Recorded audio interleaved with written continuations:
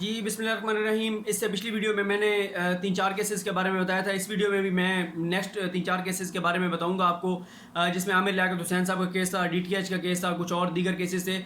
تو ہم بات شروع کرتے ہیں. ڈی ٹی ایچ کا جو کیس تھا, یہ بھارتی جو میجک باکس ہے جو پاکستان میں غیر قانونی طور پر سمگل ہو رہا تھا, غیر قانونی طور پر وہ فروخت ہو رہا تھا. اس پر چیف جسٹس میثاق نثار صاحب نے آج خود نوٹس لیا تھا.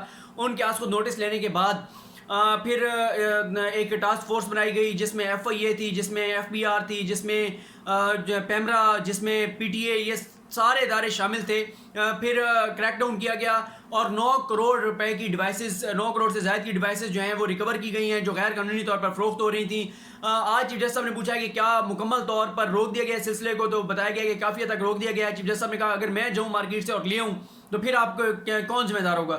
تو عدالت کو بتایا گیا کہ مسلسل یہ سلسلہ جاری رہے گا, کریک ڈاؤن جاری رہیں گے. چیف جسٹس صاحب نے کہا کہ یہ کروڑوں روپے کا جو ہے وہ فائدہ بھارت کو ہو رہا تھا. یہاں سے پیسہ سری لنکا اور دبئی جا رہا تھا, دبئی سے بھارت جا رہا تھا, اور عدالت کو بتایا گیا کہ جس وایا سے جا رہا تھا وہ غیر قانونی تھا. تو یہ منی لانڈرنگ کا بھی معاملہ ہے. اس حوالے سے کیس رجسٹر کر دیے گئے ہیں, کارروائی جاری ہے, اور اب کوشش یہ ہے کہ دوبارہ جو ہے ان ڈی ٹی ایچ باکسز کی فروخت پاکستان میں نہ ہو, اور یہ جو کروڑوں روپے کا فائدہ بھارت کو ہو رہا ہے, انڈیا کو ہو رہا ہے, وہ نہ ہو. تو اس کے بعد پھر اب عدالت کو ایک بتایا جائے گا کہ کس طرح سے جو کمیٹی ہے وہ بعد میں بھی ٹاسک فورس کام جاری رکھے گی, اور اس کو پھر عدالتی حکم کا حصہ بنا کر اور اس معاملے کو نپٹا دیا جائے گا. اس کے بعد سپریم کورٹ بار ایسوسی ایشن کی درخواست تھی امان اللہ کرنانی صاحب کی, جس میں جو سپریم کورٹ بار کے جو وکلا ہیں انہوں نے جو پیسے دیے ہوئے ہیں اربوں روپے, لیکن ابھی تک انہیں زمین کا قبضہ نہیں مل رہا. اس حوالے سے آج جو رسپونڈنٹس ہیں ان تمام کو جو ہے وہ نوٹس جاری کر دیے گئے ہیں. اس کے بعد ایک معاملہ تھا, یہ بہت امپورٹنٹ معاملہ ہے. اس معاملے میں بھی کہا جا رہا ہے کہ جیسے چیف جسٹس میثاق نثار صاحب شاید عمران خان کو کوئی فیور دے رہے ہیں. یہ گرینڈ حیات اسکینڈل کے نام سے مشہور ہے. کانسٹیٹیوشن 1 بلڈنگ, شاہراہ دستور, جو جس روڈ کے اوپر اسلام آباد میں تمام بڑے ادارے ہیں, فارن آفس ہے, سپریم کورٹ ہے, پارلیمنٹ ہے, وزیر اعظم آفس ہے, وزیر اعظم, اس ایک روڈ کے اوپر ہی سارے بڑے ادارے ہیں. تو اسی روڈ کے بالکل سامنے جو ہے ایک بلڈنگ ہے جس کو جو لیز ہے وہ دی گئی تھی 5 ارب روپے میں. پھر یہ اس کی لمبی تفصیل ہے, کسی وقت میں اس کی مکمل اس کا بیک گراؤنڈ اور چیزیں آپ کے ساتھ شیئر کروں گا, لیکن آج کیونکہ اتنے زیادہ کیسز ہیں اور اتنا ٹائم نہیں ہے کہ میں آپ کو اس کے بیک گراؤنڈ سارا بتاؤں.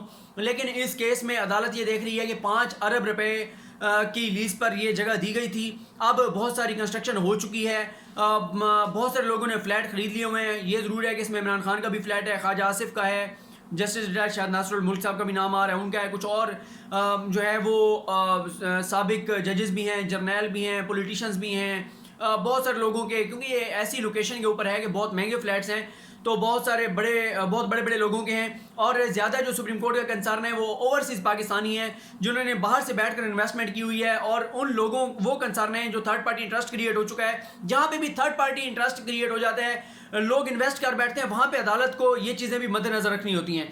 تو اب عدالت نے یہ آپشن دیا تھا بی این پی کو, جنہوں نے یہ لیز لی تھی, کہ آپ نے 5 ارب روپے میں یہ لیز لی تھی اور اب آپ کو 15 ارب روپے اور دینے ہوں گے, یعنی 20 ارب روپے آپ کو ادا کرنے ہوں گے. آج علی ظفر صاحب نے آ کر عدالت کو بتایا کہ ہم 20 ارب دینے کو تیار ہیں, لیکن 2038 تک. تو اس بات کو سپریم کورٹ نے مسترد کر دیا ہے, ریجیکٹ کر دیا ہے, اور کہا ہے کہ ایسا نہیں ہو سکتا. تو انہوں نے پھر کہا ہے کہ ہم پھر 2027 تک, جو ہماری لیز تھی اس میں ہم نے 2027 تک جو ہے وہ یہ پیسے دینے تھے, تو ہم پھر ایسے کرتے ہیں کہ یہ جو 20 ارب ہے یہ ہم 2027 تک ہی کمپلیٹ کر دیتے ہیں. تو اس کے بعد اب عدالت مختلف آپشن دیکھ رہی ہے, لیکن عدالت نے آج یہ پرپوزل جو ہے سی ڈی اے سے کہا ہے کہ سی ڈی اے اس معاملے کو کابینہ کے پاس لے کر جائے, کابینہ اس پر فیصلہ کرے کیا کرنا ہے, ان کو دینا ہے نہیں دینا.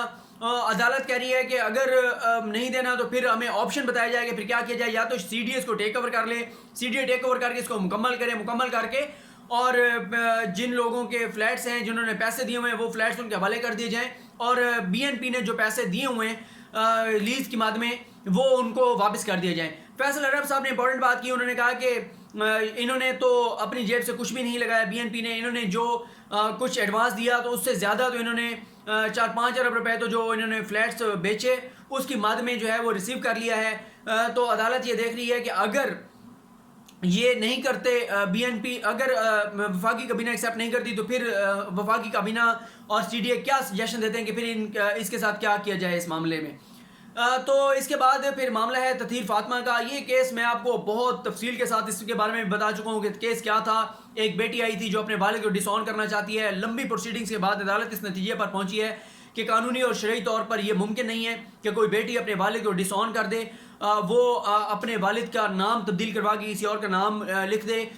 تو اس کے اوپر جو ہے اب یہ معاملہ وفاقی حکومت کو بھیجا گیا ہے کہ وفاقی حکومت اس معاملے میں دیکھے کہ اگر کوئی والد جو ہے وہ اپنی جو بچے ہیں ان کی کفالت کا حق ادا نہیں کرتا, اور بچے سمجھتے ہیں کہ والدین وہ والد کا نام اپنے نام کے ساتھ نہیں رکھنا چاہتے, اور اگر کسی اور نے ان کی کفالت کی ہے, اس نے اس کفالت کا حق ادا کیا ہے, کوئی ماموں ہے, چچا ہے, وہ اپنے گارڈین کا نام لکھوانا چاہتے ہیں آئی ڈی کارڈ میں, ریکارڈ میں, تو اس کے حوالے سے جو ہے وہ یہ کیا یہ ممکن ہے نہیں ہے, کیا کرنا ہے کیا نہیں کرنا. تو یہ معاملہ سپریم کورٹ نے جو ہے وہ اب وفاقی حکومت کو بھیج دیا ہے کیونکہ قانون سازی جو ہے وہ پارلیمنٹ نے کرنی ہے. تو اس کیس کے اندر کیونکہ آج بھی چیف جسٹس صاحب نے کہا کہ سب جوڈیس میٹرز جو ہیں ان پہ بات نہیں ہو سکتی, تو یہ فیصلہ آ جائے تو پھر ہم بات کریں گے کہ یہ جو تطہیر فاطمہ ہیں, ان کی جو والدہ ہیں, ان کا جو کنڈکٹ رہا ہے اس کیس میں وہ کیسا تھا, اور کچھ جگہوں پہ جینوئن بھی ایشوز ہیں جہاں پر واقعی والدین حق ادا نہیں کرتے اولاد کا. لیکن اس معاملے میں اصل معاملہ کیا, ایک بیک گراؤنڈ کیا تھا جو ہم نے اپنی تحقیق کی ہے, وہ انشاءاللہ میں آپ سے شیئر کروں گا جب اس کا فیصلہ آ جائے گا. ابھی کیونکہ معاملہ سب جوڈیس ہے اور ڈر بھی لگتا ہے کہ آج کل تو چیف جسٹس صاحب جو ہیں وہ عدالت میں طلب بھی کر لیتے ہیں اگر سب جوڈیس میٹرز پہ کوئی اپنی رائے زنی جو ہے وہ کی جائے تو.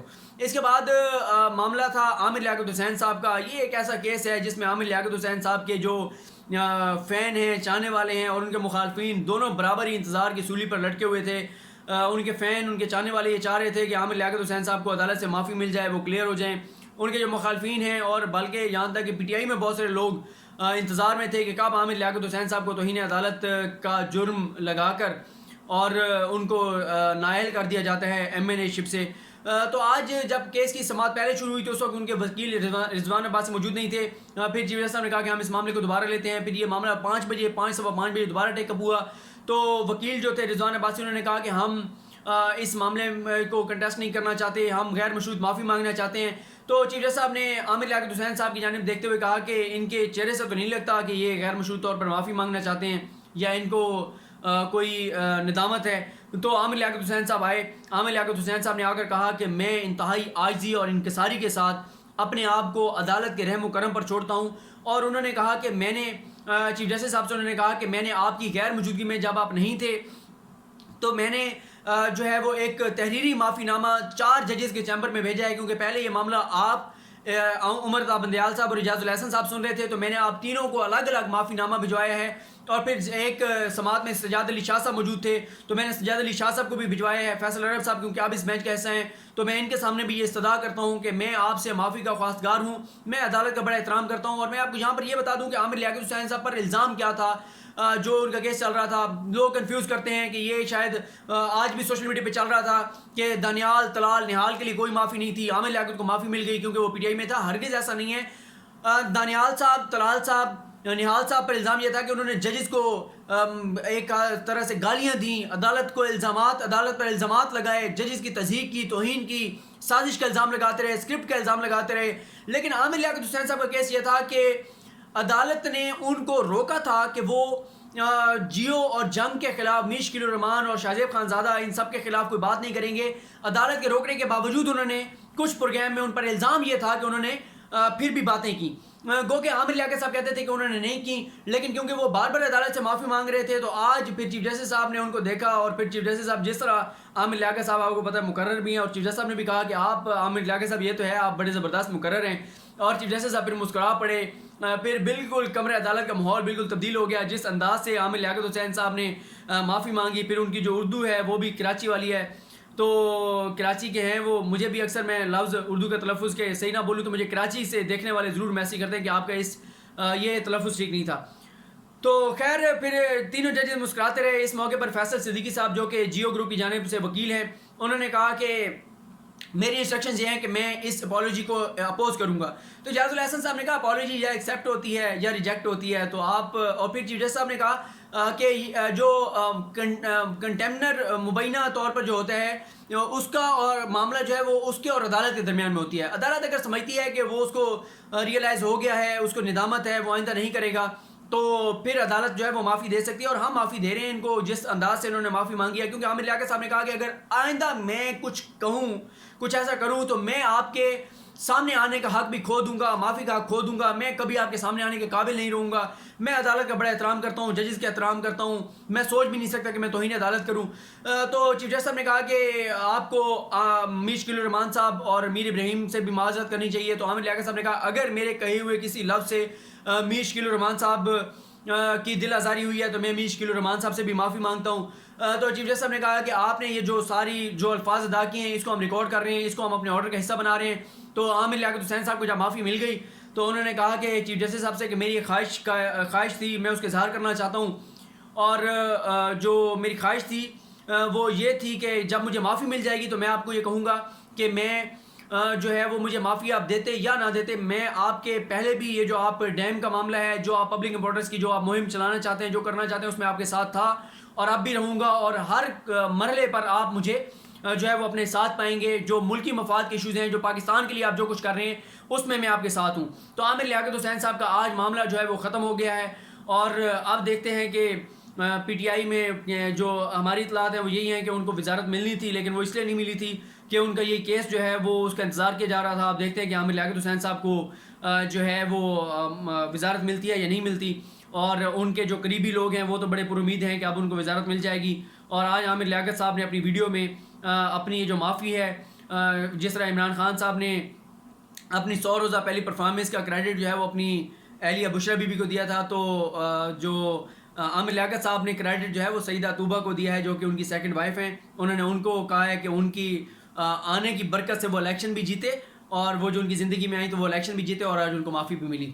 تو یہ کچھ کیسز کی سماعت کا حوالہ میں نے آپ سے شیئر کیا ہے۔ اگلی ویڈیو میں آپ کو علیمہ خان صاحبہ کے حوالے سے بتاؤں گا، اور ساتھ ہی میں آپ کو بتاؤں گا کہ آج پرائیویٹ سکولز کے حوالے سے جو بہت بڑا سپریم کورٹ کا فیصلہ آیا تھا وہ کیا تھا۔ ان دونوں کیسز کے حوالے سے میں آپ کے ساتھ شیئر کروں گا۔ اللہ کریم آپ کا حامی و ناصر ہو۔ مجھے اپنی دعاؤں میں یاد رکھیے۔ خدا حافظ۔